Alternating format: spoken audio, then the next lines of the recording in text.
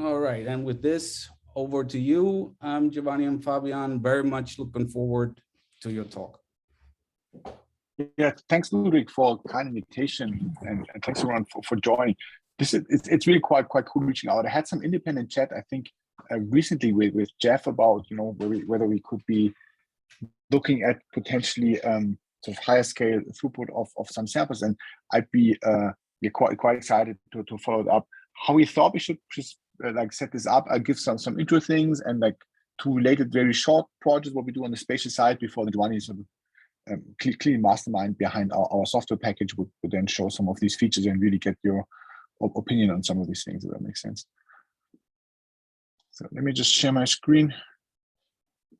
I want to briefly put into context what we think would be sort of searching for spatial components in not molecular cell, but not tissue biology, as Aviv always likes to frame it. And I think it's a really nice setting.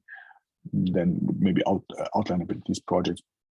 This is from an old review that I'm sure many of you have seen from Alex van Oudenaarde with the beautiful name, Every Cell is Special, where he's been sort of talking about initially single cell biology. We really focused on a bunch of genes, but many cells for microscopy. And then the omics world came at the time, just sort of averaging thousands measuring 1,000 genes, but just in bulk and averages.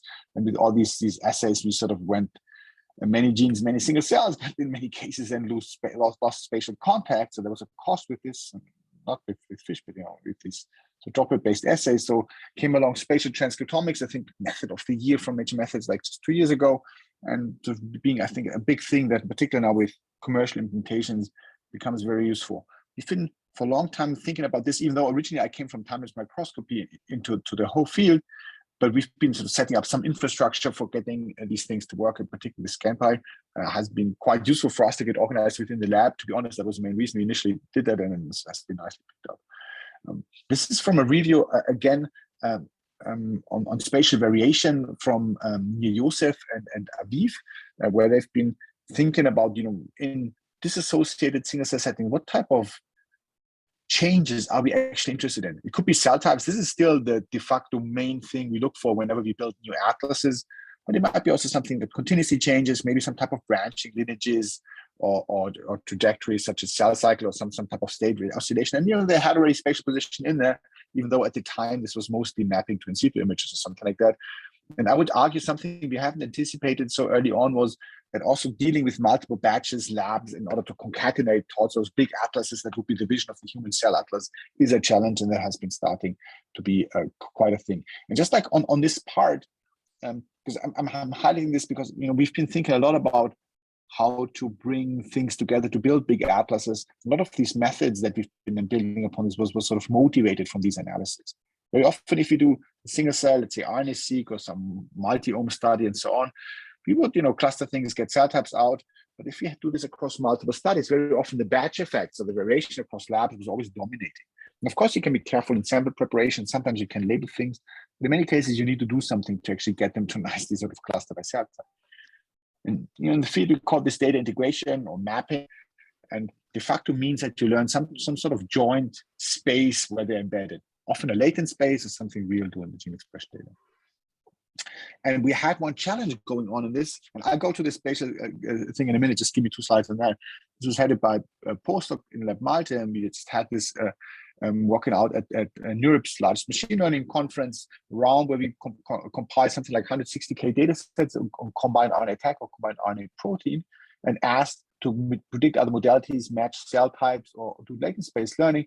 And what was kind of interesting was for this whole integration set of challenges, all the winning methods, which sort of maybe has a bit of a bias because it comes from a machine learning conference, but mostly use, well, all of them actually of the winning methods use some type of way or another of a neural network. I won't say in detail what these neural networks are, but we're used to that in computer vision, right? All, I think, of the modern tools for, doing some type of learning on top of it, building one or another on some type of convolutional type of neural network or so on. In this case, not going to be convolutions, mostly simple architectures, but they're also sort of really getting popular in our field. How do they work? Well, the most common one in this setting is that we don't have labels for single cells, so we need to sort of find a representation of these things. So if you feed in a gene by cell matrix, you have this big data set, you squeeze it down, you blow it up again, And then you reconstruct here at this output as well as you can the input, and thereby you learn sort of representation if it's meaningful. There could be a principal component analysis, everything was linear, or something more complex, and essentially you can reconstruct the data. And what we found is that in this bottleneck layer, we actually see some type of structure happening. In fact, often looks like a t-SNE or something like that, and we've been looking into perturbations and so on ever since. So this is what I wanted to say about these neural network techniques. And I'll show in a minute that we can apply them now, because in spatial assays, we're much more used to this also in this setting. So this is from a review that we just came out, that we did also Giovanni and David together with Aviv, where we've been trying to sort of look at these components of variation data set as we had before, but now in the spatial setting, where you could look again at variation of cellular gene expression that give you the clusters or something like that. But you might be interested also in subcellular gene expression variation, not something you would be doing with a Visium assay, but Jeff, maybe with spot-based assay, you could be localizing things with respect to a microscope or so, or you might be interested in morphology. And of course, if you now build a software framework, which Giovanni will show in a minute, try to want to make sure that you keep this type of information as well. You have the sample-based covariates, that could be such as this lab effect that I was showing before, or you're interested now in spatial dependencies. That's why I do spatial assays, right? There you could be really learning about cell-cell interaction, what patterns are found close by that maybe change the gene expression profiles, or maybe also more complex tissue models.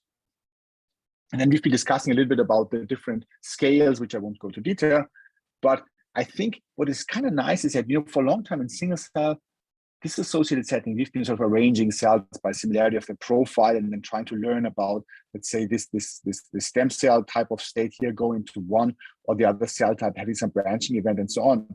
And some of these approaches you could potentially do also in the spatial setting, where you maybe see some type of relocalization or maybe also differentiation and so on, and you could be trying to essentially place transcriptome-based trajectories in a spatial context, but also apply this in these settings.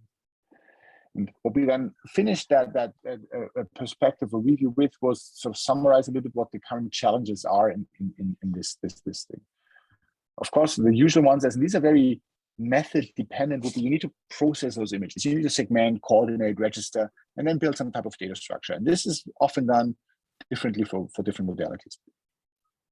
You might want to potentially deconvolve and integrate single cell expression data. This is in particular for assays that are either more coarse-grained than single cell resolution, such as the spot-based assays that typically don't capture single cells, or maybe also in a fish-based assay, so where you only have a targeted view and you might potentially want to impute also the rest of the transcripts that you haven't observed. You might want to do actually across omics levels.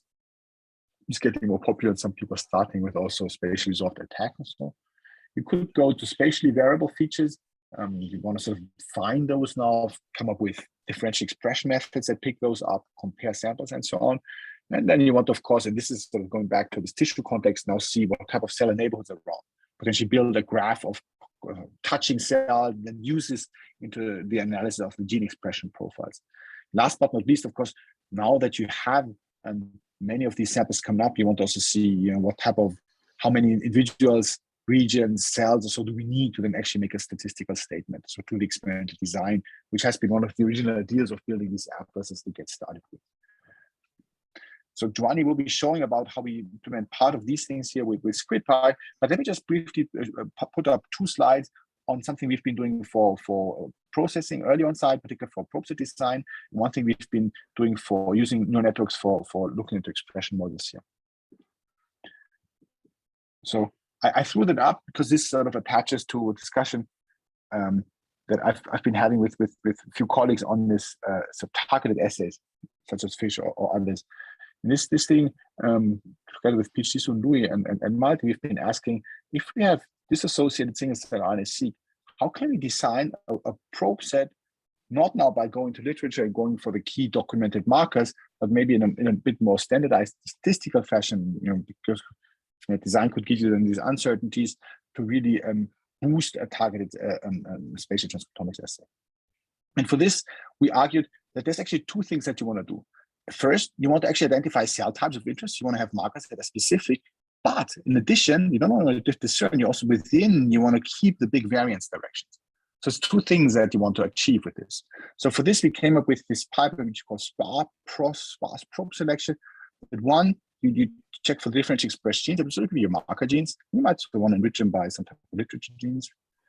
But in addition, you can also go for a PCA loading within a particular cell type to then see the maximal coverage. And this is what we did. We kind of quantified that, and we had a few examples run. And I don't go into detail. I just want to say that this type of approach outperforms a lot of, there have been some things documented, but also the simple ones such as differential expression or looking for PCA has not been working as nicely across different scales. And we've been validating this also with a screenshot example here, which again, I would skip. But I think it's a useful thing that we can now do probe selection to capture cell type differences in one sense, but also amplifies inner cell type variances. And we're currently extending this towards other assays and also use atlases to maybe improve that in a more standardized fashion. Because I still have the impression that some of this design is somewhat serendipity based. The second point I was wanted to make is based on, at least in parts, a quite nice observation from by Akuishi and Peter that they've been publishing, I guess, last summer, is that in many of these neural network approaches that I was mentioning before, we build in structure. And if we build in structure, we get better. So we sort of put in some type of bias knowledge about the data set that we can analyze instead. But traditionally, so this is sort of the data-driven model, right? But traditionally, in particular in sort of classical systems, biology, and of course, the more physics you go, the more we have this principle-based assay. And what they propose, and just sort of drawn here in a sketch of what they call differential programming, because you want to be able to differentiate all these programs that you can throw them in a network assay, so you can concatenate these data-driven ones as well as principle-based ones. I think that's a really cool vision in the sense that I think many of us have been trying to contextualize these somewhat black boxes with more prior information. And here in space, we do have such an assay. This is what we've been trying to do in using now graph neural network to really learn about cell communication. This is work by David and Anna, and it just came out in bioRxiv, let's say half a year ago or so, and I've been extending it ever since. And it really helps us learn about cell communication. What we essentially do is we segment, and again, Giovanni will show in a minute how this will be done. And then look at the spatial graph of cell types, where there would be actually, you can test for interacting cell types here by writing a function asking, I have a cell type here in a particular context, and I ask, can I use now the neighbors of the cell number 2 to predict the gene expression of that thing if I just know the cell type? So I want to write up a function that tells me, hey, I want to predict my actual cell's gene expression based on neighboring cells, and either include many or I sort of don't include so many. And those that I actually need to include tell me they're communicating with it. So that's why we can write up this type of interaction matrix telling me, if I want to understand the local gene expression profile of a cell, where there's somehow the communication with the neighboring cells embedded. With this, I can actually predict this. And again, I just show one result slide. We've been sort of thinking about a whole bunch of techniques how to do it, but essentially what you would do in this case, we've been sort of looking at a lower scale MIB12 data set. We also have a Murphy's example. Look at all the markers that you have, build your cell neighborhood graph, and then the cell neighborhood graph ask which cell types are close by. Same thing we've been doing for Murphy's data set. And here's the result, what you can actually do. Now you can change the scale of the interactions that you actually build into the graph neural network. You can say it doesn't connect with any, or it connects across a range of all cells. So this would be sort of extreme case. This would be just cell type variance explained based on no connection, just on its own cell type. Here, again, uses everything, so it's like the same as nothing. But in between, you see at sort of the relevant scale of a few cells, this peaks in terms of information that you get across a whole bunch of different runs. And this is interestingly consistent across different measurement techniques to have some spatial assay running. And here, and that's why I wanted to include this, here our challenge is that many of these, we don't have yet so many samples to really be very high precision in terms of learning something about interactions. We have a few examples where things actually work out very nicely. But in many cases, even just linear graph neural networks are doing a great job at doing this type of prediction. We've been extending this to Visium. I'll skip that, and just sort of as a conclusion, want to say with this node-centric expression models, we have this graph-based explanation of cell communication, and we're currently upscaling this to larger assays.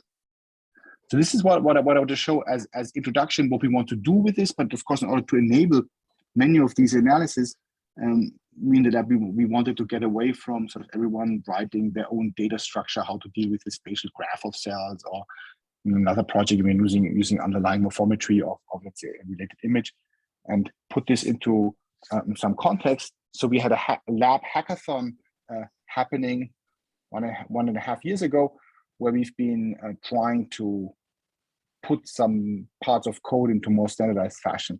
This is where Squidpy was born, and for this I would now transition to Giovanni.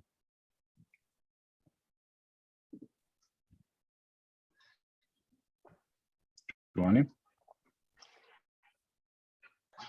Yeah, thank you very much, Fabian. Yeah, can you see my screen? Yes. Yep. Okay, so thank you, Fabian, for the introduction. So now we'll focus on Squidpy. As Fabian mentioned, we started working on this as a group hackathon, and then we developed it during the year. So the motivation of Squidpy, so where does it come from? So in single-cell analysis in Python, we have a bunch of tools that deal with different aspects of single-cell data analysis. So maybe you're familiar with Scalable, probably the most popular one in Python, but then others have been developed during the years, again, to address different type of problems that would arise in single-cell data analysis, such as velocity modeling, probabilistic models, VAE type of models, fate mapping, and immune cell receptor sequencing tools. And so what do these tools have in common is that they rely on a similar API, and most importantly, on the same type of data representation, which is undata. And so, as I mentioned before, there's a couple of years ago, natural methods named Spatially Resolved Transcriptomics or Proteomics as method of the year. And so we kind of got to know that there is increased interest in making tools and infrastructure for spatial molecular data analysis. And the thing is that there is already available in Python in terms of infrastructure. A lot of tools have been developed by the image analysis field during the years to deal with large arrays, large images, and to analyze these. And so really with Squidpy, we kind of wanted to make a bridge between these two fields. So providing the same type of API and data structure that is available and used in the single-cell analysis ecosystem in Python, but also making use of already available tools for large-scale image processing, also available in Python, and essentially integrating them together.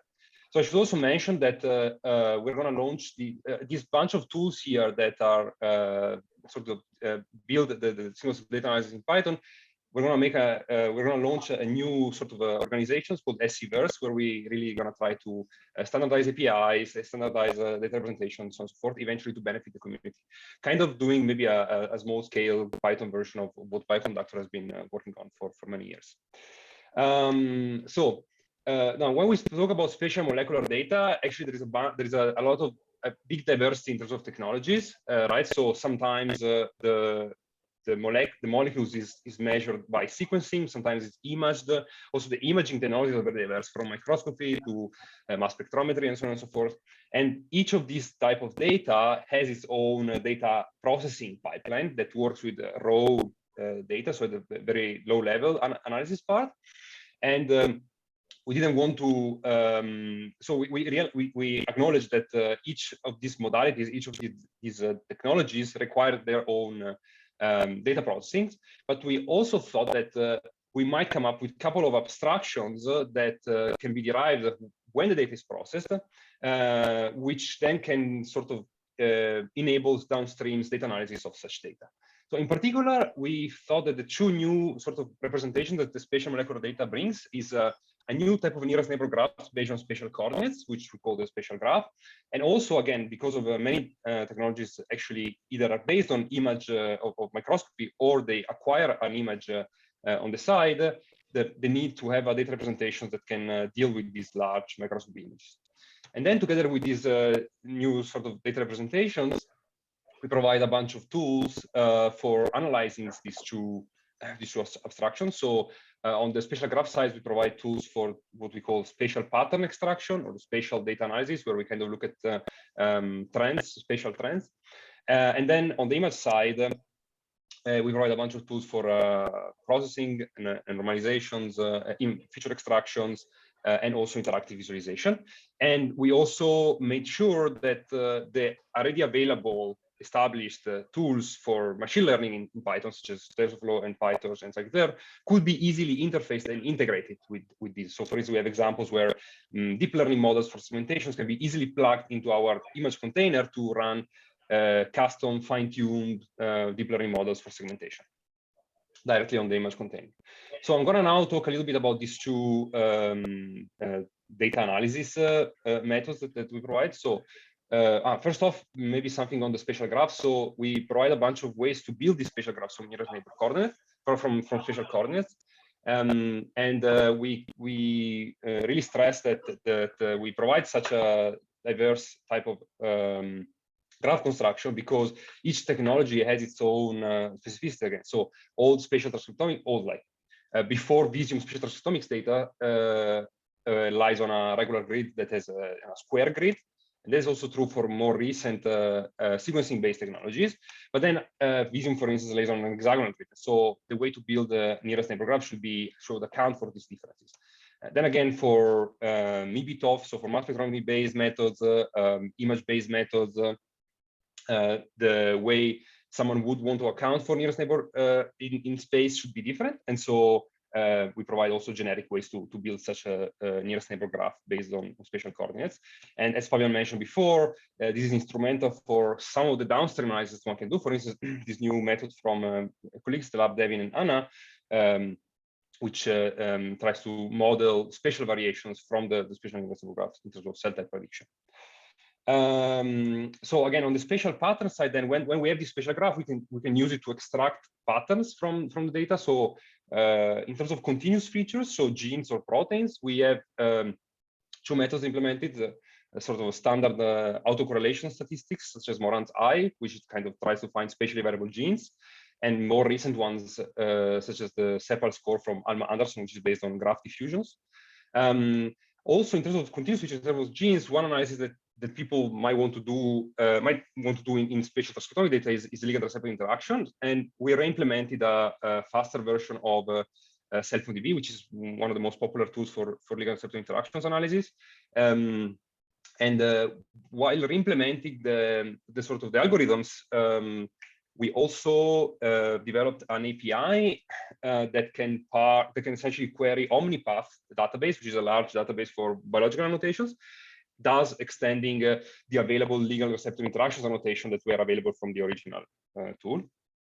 And then in terms of discrete annotations, so when we want to look at spatial patterns for this, in terms of clusters, for instance, that we defined by gene expression similarities, by clustering gene expression similarities, we provide, again, kind of standard statistics for that, such as a neighborhood enrichment analysis. Here, this is an example done on the SecFish dataset from Lohoff et al., where we find that similar nearest neighbor interactions they observed on the mouse best relation dataset, or for instance, again, repeat statistics, network sort of standard network analysis, and the co-occurrency score, which is interesting again as a sort of qualitative measures to understand whether there are clusters that co-occur across the tissue. So cell type that co-occur across the tissue.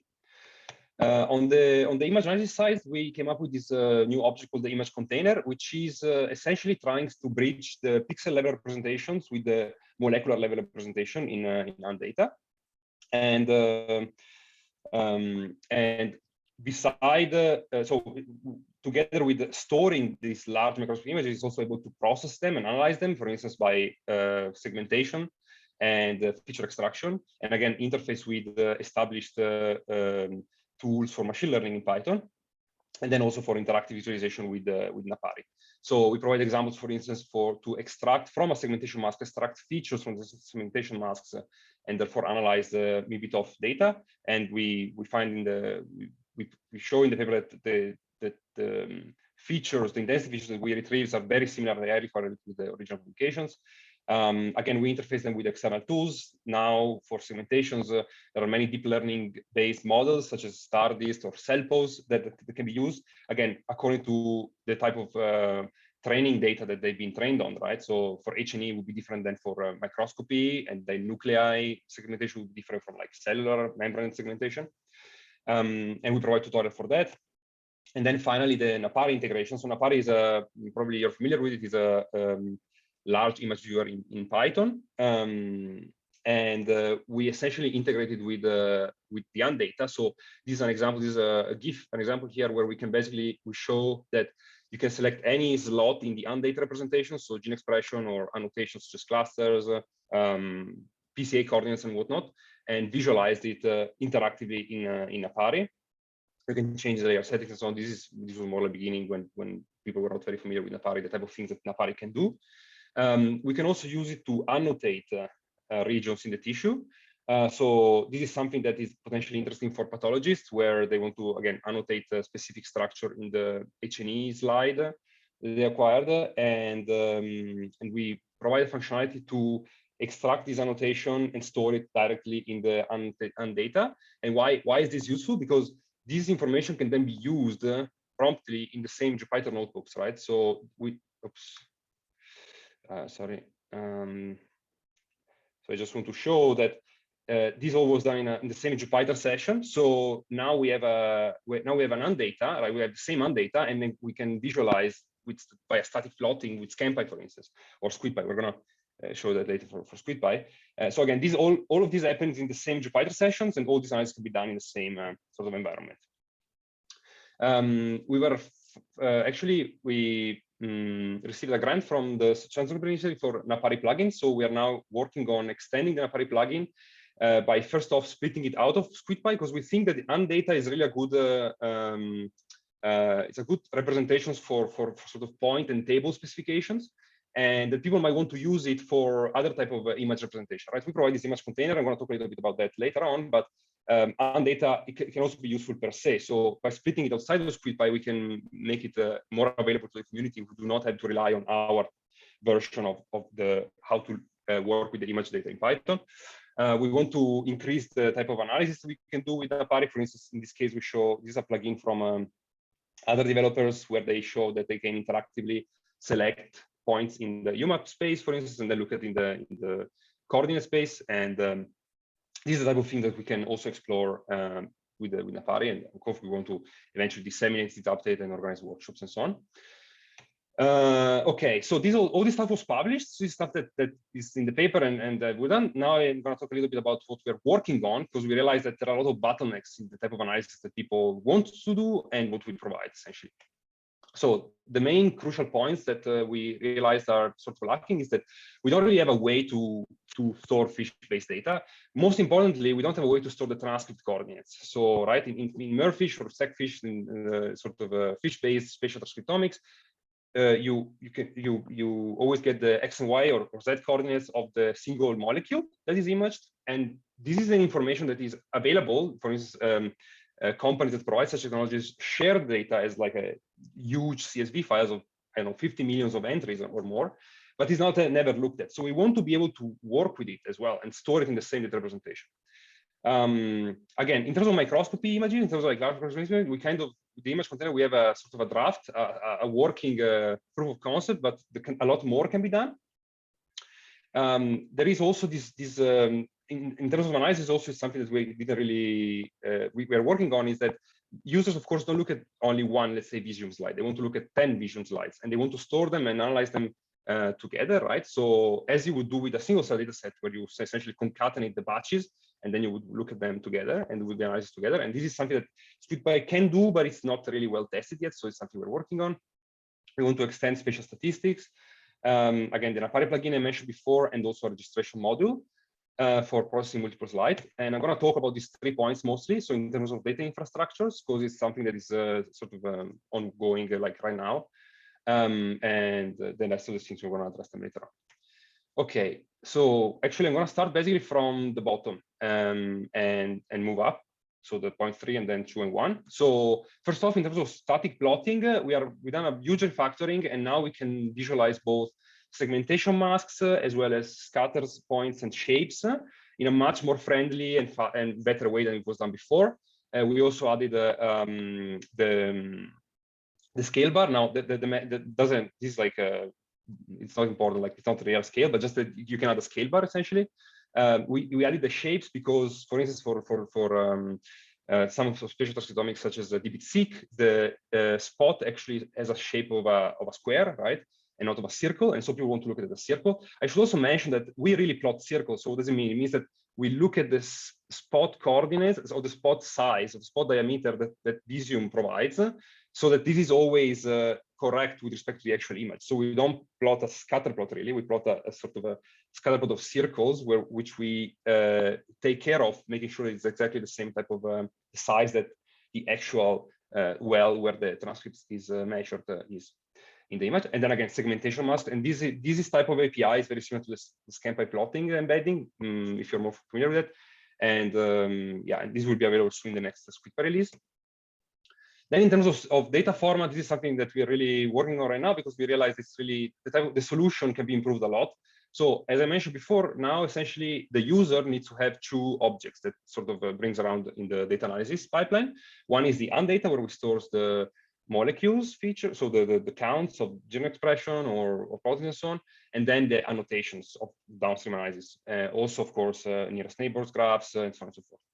And then we have the image container, which is really just a theme wrapper of X-arrays with Dask capabilities. So, but this is kind of just essentially a way to store the same image, to store multiple layers of the same image, for instance, segmentation mask, processing, and so on and so forth.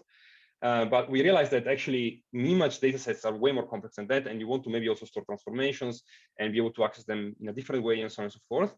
And so we were really intrigued by this new framework called the OME and GFF, which was published late last year, developed by some of the core developers involved in a lot of the image analysis, image data formats in sort of bio formats, I think it's called actually.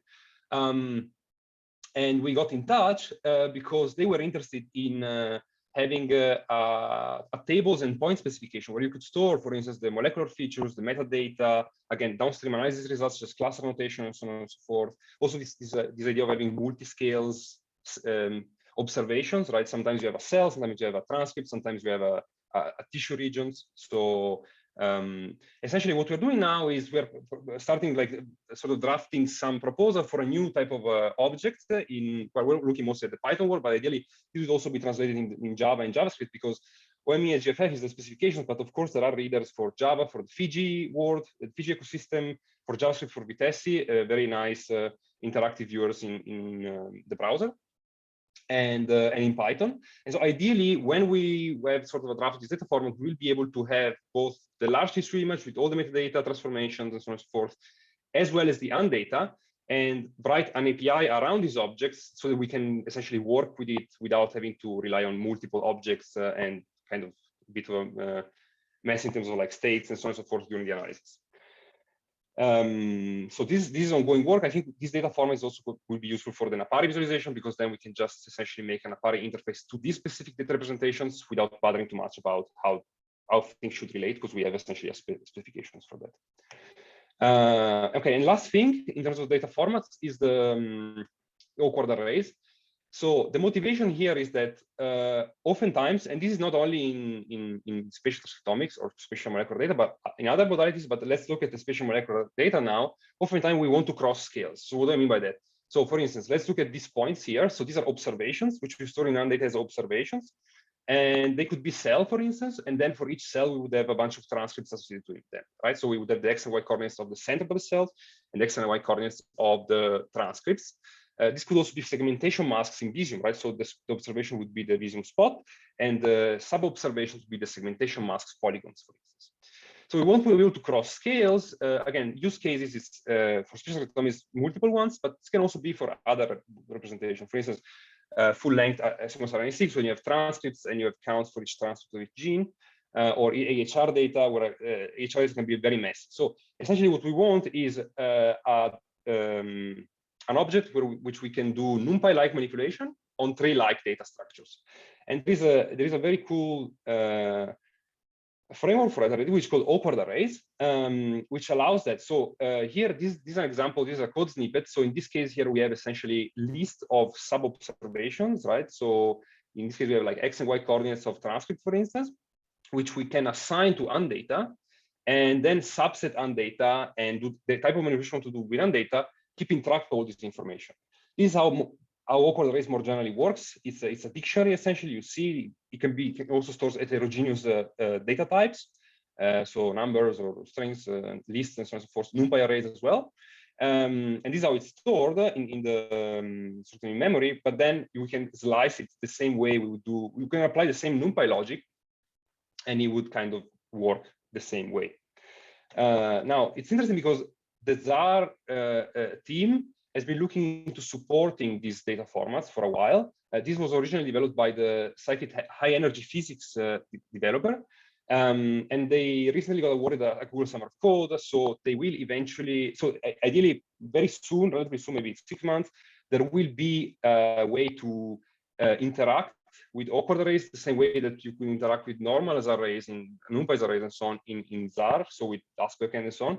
And this makes it really, really useful because we can really then move along these millions of data points in the same object. And if we have them in data, of course, this is like our proposal, right? So maybe other things will pop up.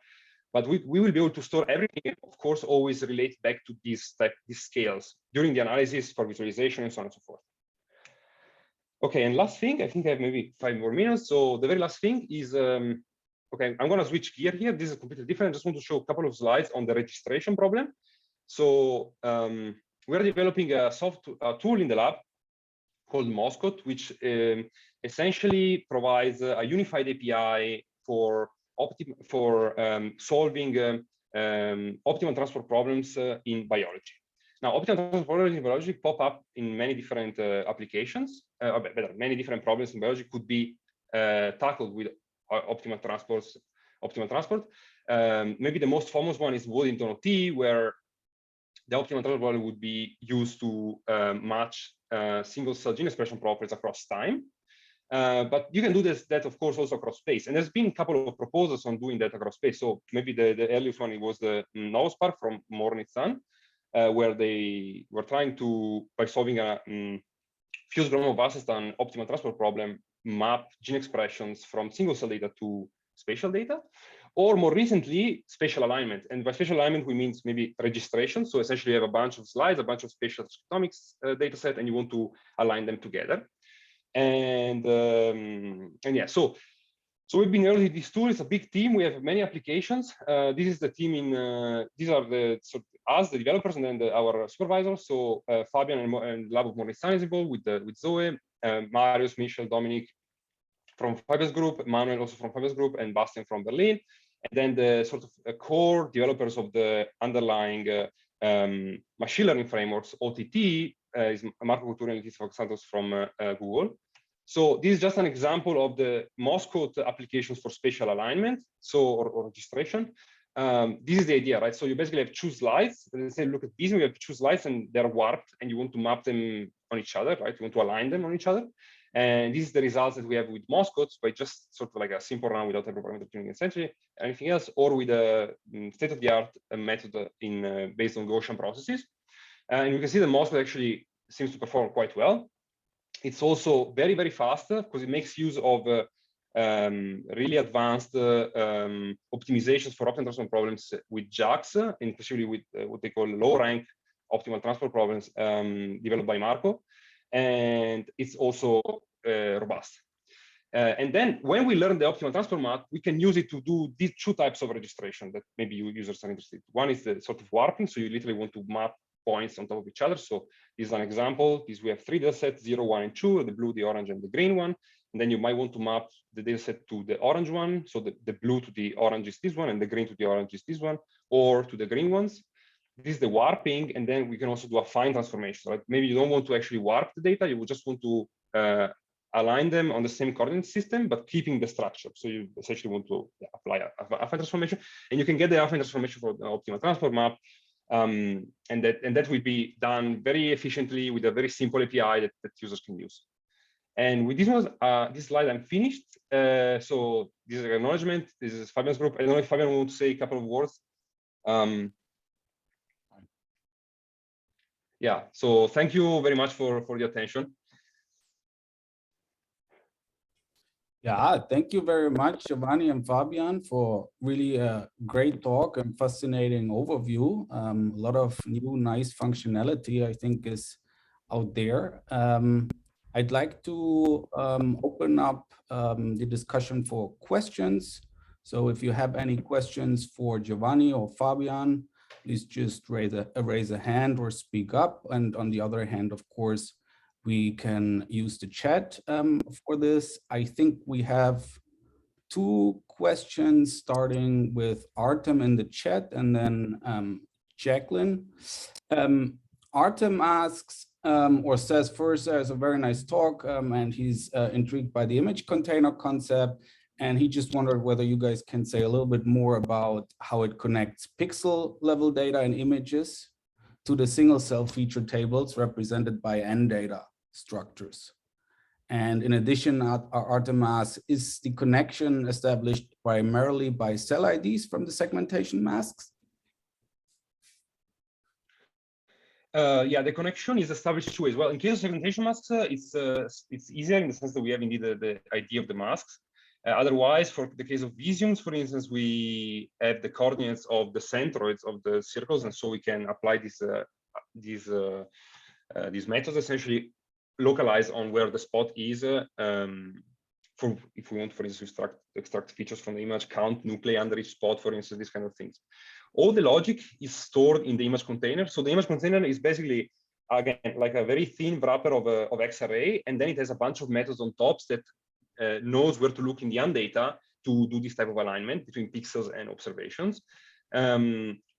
Eventually, what we hope that we'll be able to do is that we will have the OME and GFF data format, and we will implement this logic with respect not to the image container, but with respect to the OM and GFF. And so again, this object will essentially be able to look at where this important information, the metadata, is in the data and relates the pixels to the observations. Excellent. I hope this answers your question, Artem. Yes, it does. Great. The next question came from Jacqueline. Yes, great talk. Thank you so much for this. And my question is kind of aligns with Artem about the image containers. So I'm just trying to understand logistically, like what's the input there? If it's, like H&E stains or something, is it just a stack of slides that are stained for different things and then you're merging them together in the data, or like, how does that work? Yeah, so it's an XRA dataset. So an XRA dataset is kind of like maybe pandas data frames. It's kind of pandas data frame, but multidimensional. So what we can have essentially is a bunch of arrays. So that we can do this many ways, but the way we came up with essentially we have a bunch of arrays that all share the same size. So they can all be instances of the same initial image, and then these arrays could be, for instance, different processing steps, or for instance, segmentation masks, and so on and so forth. And so all this is an XRA dataset. This is really what it looks like. Yeah, sorry, it's kind of small, but image. That was a technical part, right? But Giovanni, it could be, it depends on the assay that you have, right? So sometimes you have directly an XY coordinate microscopy resolve, picture of the cells. Let's say if you have some type of antibody staining and so on, it's really from the same thing. But sometimes it might be also a neighboring slice, depending on, if you sort of need to throw this particular slice on top of your spotted area or so, then it's something close by. And something we've been recently started to discuss at a big grad meeting last week in London. I don't think we have really gotten there, is that more and more people starting to do multiple imaging techniques also on close by or direct slices. Let's say you have this really detailed targeted assay, but maybe then also a neighboring spot-based one, but you can at least roughly store this in the same place. I think it's something that becomes reality now, but then how to deal with that is something we don't know at all yet. Yeah. Thank you. It's like a different task of integration in a sense. I think it's kind of fun, these things come together. People maybe doing multi-omics or like at least multiple assays. I see often people say Visium is maybe sort of a pre-screen, and then you do like a cool fish-based one. Like, how do you deal with that? So people quite excited to see what people think. Thanks, Jacqueline. We have another question from Paolo. Yeah. Hi, Giovanni. Really great talks. I'm very biased because I use a lot of ScamPy. So my question is, well, I see a lot of improvements which are incredible, because as we do Marefish, we keep looking at the raw data continuously and keeping this raw data within the same framework. I think is the winning strategy, as well as, people present like a single slice, but I'm currently looking like at 52 of them in my data set. And my question is the idea of looking at the raw data, being able to pinpoint cells in the UMAP and going back and forth is critical if you want to do biology. If you want to understand, like, if an intuition, if something is real. Now, how fast is it going to be? Because we're talking about several million transcripts per slice and multiple slices. Because for instance, like I compare healthy and disease, but disease is not a condition, but like it's multiple conditions. So if you multiply million transcripts and million cells that we're going back and forth, how fast is it going to be? Because like my experience is that it's kind of like a big bottleneck. Because if it takes like a minute to go from one to the other, well, I prefer, to kind of shrink my biological question. But great stuff. Yeah. Yeah, this is a great question. How long will it take? How long does it take? That's so far. So if we're talking about points, so let's not talk about images. Let's just talk about points, and we have cells and we have transcripts, and they live in some coordinate space. Then they can be millions, but I think there is infrastructure in place. I mean, no, it's not there yet, but they will be able to do it like instantly. That's my intuition. And that is because we can really leverage these new ways to, these new frameworks, STAR, DAS, out-of-core capabilities, Napari. So I think for this type of representation, there is a sort of a solid foundations, and we can build representations on top of it. When we talk about the image, so actually, I mean, looking back again at the image, that I must say, I don't know, because then it becomes really massive, like terabytes of data and so on. And maybe you don't actually want to look at, but you can, I don't know, browse to a single one and just open a single one and so on. But yeah, but indeed, it's really challenging, and I think spatial transcriptomics can really be sort of a good playground for the developers of these tools. Like, as I mentioned before with the awkward arrays, we got in touch with STAR developers, and mostly because they were really like, okay, well, we're talking now about a lot of data, so we can really kind of stress test the things that we are designing on this type of data. So yeah, but how long will it take? I mean, Giovanni, right?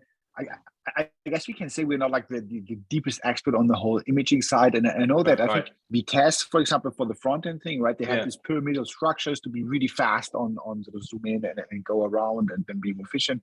And I believe Napari doesn't have that yet natively supported, right? So I don't think we should take it up. I mean, we won't be able to do it like ourselves. We need to build up on a framework who does it. But I think that's an important point. So we don't have the hugest use cases yet, but I heard people going big 3D and then maybe differential. Yeah, this is would be nice to maybe get access to some of these things to play out, and you'll see where they're. Okay, here you go. So I didn't know that. Thanks, thanks, Ajit. Thank you.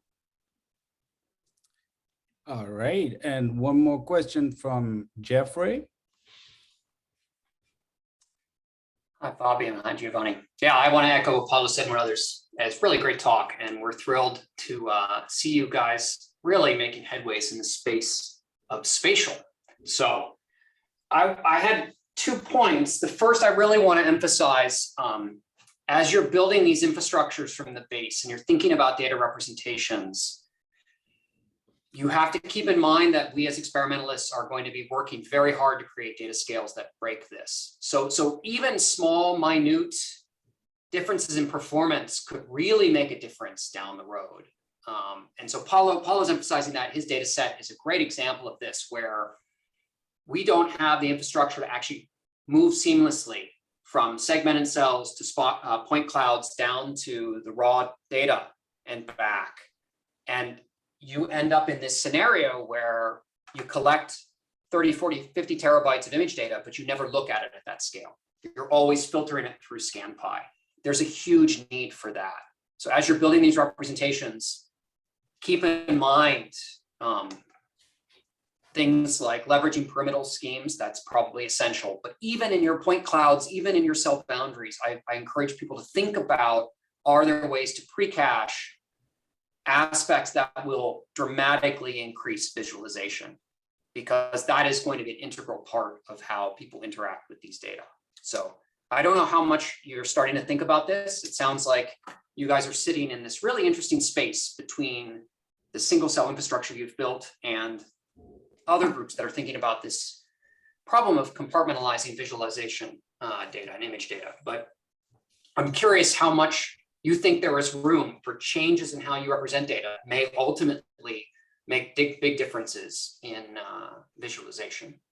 Maybe I can briefly start, and maybe Johnny, you take it up. Thanks, Jeff, for saying that. I really love this statement. Whatever representation we set up with, you experimentalists will try to break it. And that's a cool observation. It's something we sort of start making again and again. And actually, our working horse for a long time has been the original and data format. And currently, ISAC has been pushing this quite a bit to now extend and make more flexible, even in the disassociated settings, where also cell numbers get so large that even sort of our big advantage of sort of being 10 times as scalable, I guess, maybe as the classical Seurat, at least in the normal setting, is starting to break. And maybe also some of these standard approaches that we've been doing that are maybe built on some type of underlying KNN graph and so on might at some point not be as scalable as we originally thought they would be. There are some tricks around, and in many cases we're building upon what others did. Giovanni was just very shortly mentioning this Moscow toolbox where people haven't been applying any optimal transport type of things in our field beyond tens of thousands or so of cells, because like the optimization is kind of complex. And again, this is all not spatial, but there we've been working with I think Google AI guy who has been doing some type of cool low rank representation where suddenly this thing sort of goes to 10 times as large samples and so on. So yeah, and data we're extending. I'm always still a bit hesitant on the image side because we are definitely not good at making GUIs. So there we really want to stay away and leave it to the pros. I mean, there's a Gillenborg, this awesome Vitesse tool on your side, and of course Napari. And I think we can sort of build upon that. But we kind of wanted to originally just decouple the data infrastructure from that. Because I think it's more than visualization. You want to also be fast at doing some type of stats, some type of calculation on top of that, right? And at the same time, we want to be, I think in the future, we will be running a lot of the calculations, particularly when they're getting so big, we would be running them on some type of GPU-enabled, potentially even sort of cloud-enabled compute infrastructure. It's not completely go there, right? But if we're able to make many of these calculations already compatible to, let's say, PyTorch or TensorFlow, you sort of get a lot of these things somewhat for free.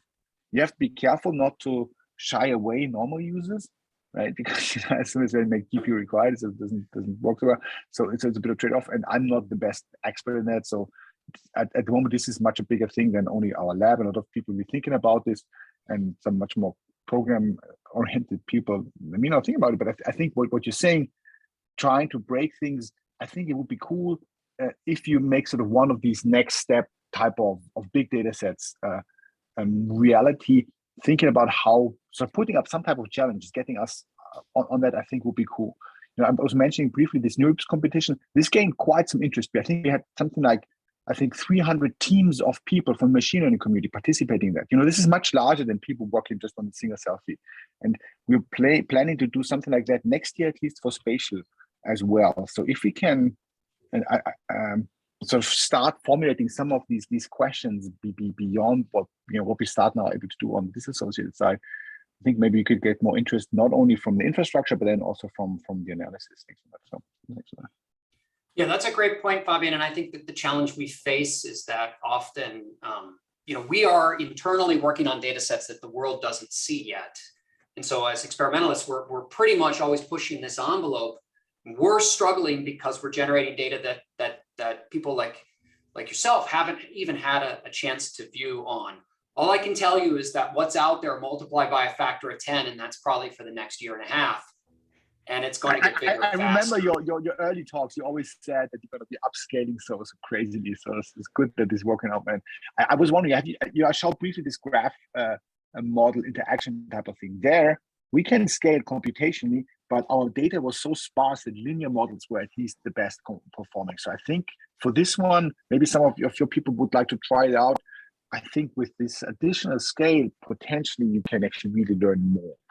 Yeah, that would be phenomenal. We should touch bases on this. And that actually, I don't know if I maybe taken too much time here. Maybe I'll ask just one more question here, which was a scientific question. So you transition nicely to your you're learning of gene signatures from spatial context. I think it's brilliant. It's one of the promises of this technology. We've been thinking about things like this. And I want to ask how you think about a conceptual challenge that we have been mulling over, which is that you, in some sense, have two scales of differential gene expression given based on context. You have a tissue architecture scale, like in the brain, for example, what layer of the cortex are you in, versus a smaller scale, which is the specific gene or cells that you're found within you. So for example, you're in a specific cortical layer, but you have 3 microglia next to you, as opposed to most instances of that cell that are different. And I wonder if you think about how you can separate those problems, because when you're asking about gene expression covariation, you also have this fact that cells are not just distributed uniformly. So you have this context-dependent bias of your neighborhoods that comes from tissue architecture, and the gene expression that comes from local variations in that context. And I think they have very different implications biologically, even though mathematically they may pretty much work out the same. So I'm curious how you guys think about that conceptual challenge.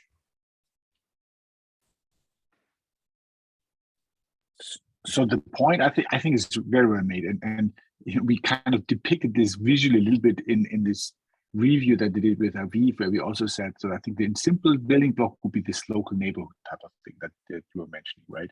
But that, of course, in a sense, assumes that there's sort of an equal distribution of these local neighborhoods.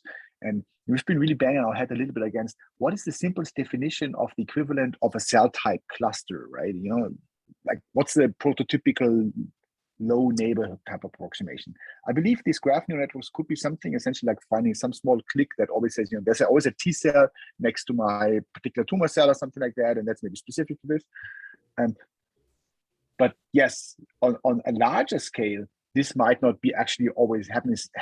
So sort of looking the same, and how can you account for these biases? At the moment, we've been just capturing this by changing the scale of the contact network. So we just say, like contact more things, and then you sort of get more coarse grain. But maybe that's not the best way.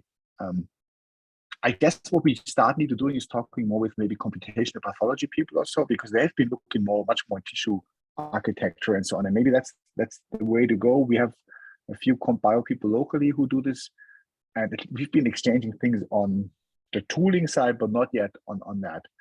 I don't know if you have some more thoughts on that, Jeff, or also Giovanni or others. We've been working on some ideas here, but I think there's a lot of room for distinct ideas in this space. And I think the basic idea is that just as cell types have a hierarchical organization that makes sense biologically, I think we see the same thing as likely a natural language to use when you think about tissue architectures, that you have large scale architecture features, and then as you go down, then you start to talk more about local cellular neighborhoods. And so how we think about representing intuitively that kind of hierarchy of spatial scales and their relative effects, how we think about being able to distill out mathematically insights on that, that seems like a really interesting challenge. I think it's a really cool point. Have you seen this dialogue method from Aviv, this just factorization of, I think she calls it multicellular programs or something like that. This was on disassociated data first, right? But of course, you could sort of make it local by just restricting a particular spatial region. And it's actually quite funny idea. Essentially find sort of directions of variation across cell types. And we've been trying to generalize this a little bit, but we haven't actually added the spatial component. I think now that you mentioned, it's actually very natural. Maybe the brain is again the best place to start studying this, right? No?